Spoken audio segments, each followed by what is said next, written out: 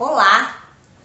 Seja bem-vinda, seja muito bem-vindo aqui a este canal, a Barca Marina, um espaço para falar de livros, para falar de leitura, para falar das coisas que a gente gosta, que a gente ama, para falar de poesia, para trazer videopoemas, para debater, enfim, um espaço aqui para as coisas que gostamos, nós que amamos a literatura e os livros. Meu nome é Marina Ruivo e no vídeo de hoje eu vou falar sobre este livro chamado Quase Memória, Quase Romance, do escritor e jornalista Carlos Heitor Coni.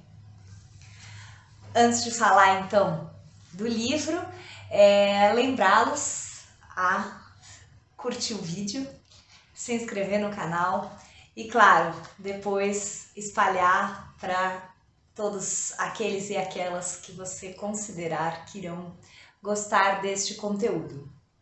Então vamos lá, vamos falar de Quase Memória, Quase Romance. Vou começar então falando deste livro, contando que é uma alegria falar dele. O Carlos Heitor Coni é o autor que eu estudei ao longo do meu doutorado e venho estudando ainda, pesquisando com o pós-doutorado. Então é um autor assim muito especial para mim e sei que se ele estivesse vivo ainda, ele ia criticar a minha escolha por falar pela primeira vez aqui no canal de um livro dele e começar com o Quase Memória. Por quê? Porque o Quase Memória é justamente o livro que ele falava: eu não gosto, qualquer um poderia ter escrito Quase Memória. Mentira, mentira absoluta, porque não é qualquer um que escreve. Mas ele dizia: não, eu não gosto. O livro que eu sinto que eu estou por inteiro, o livro mais meu é o Pilatos. Pilatos, que farei vídeos aqui, farei um vídeo, né, do Pilatos, mas é que eu falo vídeos porque eu quero fazer, quero e vou fazer outros vídeos sobre o Carlos Heitor Coni. Acontece que eu fiquei pensando por onde começar a falar de Coni, pensando em pessoas que muitas vezes nunca nem ouviram falar de Carlos Heitor Coni. Estamos em 2021. Este livro aqui já faz bastante tempo, né, que foi publicado. Para vocês terem uma ideia, a minha edição, inclusive, que é de 2014, é a 29ª edição. Este livro ganhou, inclusive ele saiu em 95 pela Companhia das Letras e ele ganhou Jabuti em 1996 e também ganhou o prêmio máximo de livro do ano. Eu escolhi então este livro porque, embora o Pilatos seja maravilhoso, eu amo e tenho estudado Pilatos na minha tese. O que acontece? Depois do Pilatos, que ele escreveu aproximadamente em 72, já estava concluído, mas ele publica só em 1974, o Coni fez o quê? Falou: não, cansei da literatura, vou viver a vida. E viveu. Escreveu no jornalismo, também adaptou e escreveu infanto-juvenis, roteiro para filme, romance, reportagem, uma série de coisas, mas literatura, romance especificamente, que era assim o gênero que ele tinha abraçado desde o início da sua trajetória literária no final dos anos 50, isso não. E ele tinha dito que ele não faria mais, não cometerei mais esse tipo de coisa. No entanto, ele cometeu, e com sucesso grandioso, que inclusive depois desse sucesso gigante de Quase Memória, ele voltou a cometer e voltou a escrever aí não quase romances, mas romances mesmo. Aqui é romance também, é um livro maravilhoso. Então eu dizia, por que eu escolhi? Porque então aí quando ele voltou, tem toda uma questão, né, que na época foi muito falado, mas eu sei que muita gente que não conhece não sabe, então vale contar. Ele dizia, né, que ele voltou a escrever porque a cadela setter dele, chamada Mila, a mais que amada, como a dedicatória aqui do romance, ficou doente, estava velhinha, e aí não queria, ela dormia de dia, então ela queria a companhia dele à noite, ficava nos pés dele, e ele então começou a brincar no computador, que ele estava começando, né, em 1995, começando a mexer em computador e tal, e disso ele começou a registrar um sonho louquíssimo, em que ele recebia um embrulho do pai dele. Só que o pai dele já estava morto. E aí registrou esse sonho, e desse sonho foi indo e acabou escrevendo este quase memória, quase romance, que é uma obra maravilhosa. Então eu escolhi porque assim... Perdão.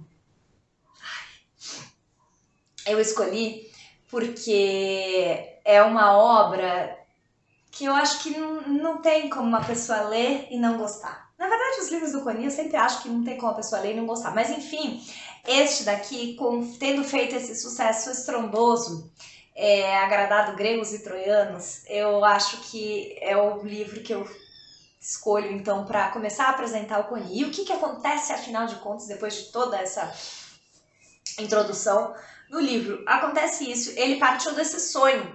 Então, ele começa estando no ano de 1995, ele, Carlos Heitor Coni, com este nome, num hotel no Rio de Janeiro, onde ele não estava hospedado, ele ia para almoçar, e um funcionário do hotel fala: Carlos Heitor Coni, olha, tem aqui um envelope para o senhor. E o envelope dizia: para o jornalista Carlos Heitor Coni. Sem mais nada, em mãos. Sem mais nenhuma indicação de quem. Ele pergunta, o cara fala: não, foi um hóspede, mas a gente não pode divulgar os dados sobre os nossos hóspedes. Bom, aí ele começa a olhar esse envelope, esse embrulho. E quando ele começa a olhar, ele vê que o embrulho, desde a forma como estava amarrado, o barbante, o tipo de nó, o cheiro, que era um cheiro de alfazema com brilhantina, tudo, e a caligrafia, tudo remetia ao pai. Com o pequeno detalhe, o pai então estava morto há 10 anos. Este mote deste embrulho vai fazer com que este personagem, Carlos Heitor Coni, volte à sua história com esse personagem que realmente mais de uma pessoa já falou. Eu lembro aqui o crítico Luiz Augusto Fischer, mas outros também já falaram. Acho que é um dos personagens mais fabulosos, um dos pais mais fabulosos da nossa literatura, que aqui aparece com o nome de O Pai. É o tempo inteiro que ele fala: o pai isso, o pai aquilo.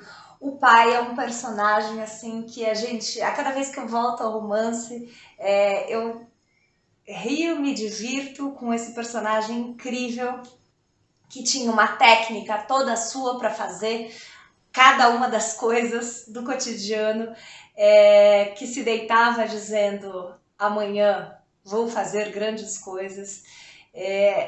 Um personagem assim saborosíssimo e que em tudo diferente a persona que o Coni, Carlos Heitor, construiu para ele. O livro vai trazer as relações deles, assim, muito da infância, aí vai trazer a infância do Coni no seminário e a vivência deste pai como jornalista e jornalista que escrevia à mão. Então os primórdios, né, não são os primórdios, mas os tempos áureos aqui do jornalismo antes de chegar à máquina de escrever. E essa geração do pai dele sendo substituída pelos jovens quando os jornais aqui passam a adotar a forma das redações americanas, né? Toda a mudança. Então não só a questão da máquina de escrever e dos jovens, mas o formato dos textos, os textos mais curtos, a diagramação, tudo isso. Então toda essa revolução aqui no jornalismo, tudo isso entra de um jeito delicioso. Então é um livro que a gente ri bastante, a gente se emociona muito. Mentira mesmo do Coni, que qualquer um que escreve, porque só para ter criado este personagem, que claro, é inspirado no pai dele, mas aqui é um personagem, né? É fabuloso. O Coni, inclusive, sempre dizia que se o pai dele tivesse lido este livro, ele teria se surpreendido, porque a relação dos dois, embora de muita proximidade, o pai sempre se fazendo surgir na vida do Coni nos momentos mais absurdos, mas não era exatamente uma relação de super carinho, super afeto demonstrado. Então ele fala que o pai iria se surpreender, o pai Ernesto Coni Filho. É um livro maravilhoso que, para quem ainda não leu nada do Coni, eu recomendo muitíssimo que comece por ele, se delicie, tem cada imagem maravilhosa, tem este balão aqui, tem toda a questão da construção que esse pai fazia dos balões. É muito bonito, ele traz um tempo que findou, mas de uma maneira que não é a maneira da nostalgia, né? Então fica a minha dica, espero que vocês gostem. E é isso, gente. Me contem se já leram coisas do Coni, se sabem sobre o Carlos Heitor Coni. Enfim, opinem, palpitem, participem e se inscrevam no canal, deixem o seu like. E é isso, até a próxima. E certamente vou voltar a falar muitas e muitas vezes de Coni, essa figura incrível também, maravilhosa, que dá saudades. É isso, gente. Um beijo, até a próxima sexta. Tchau!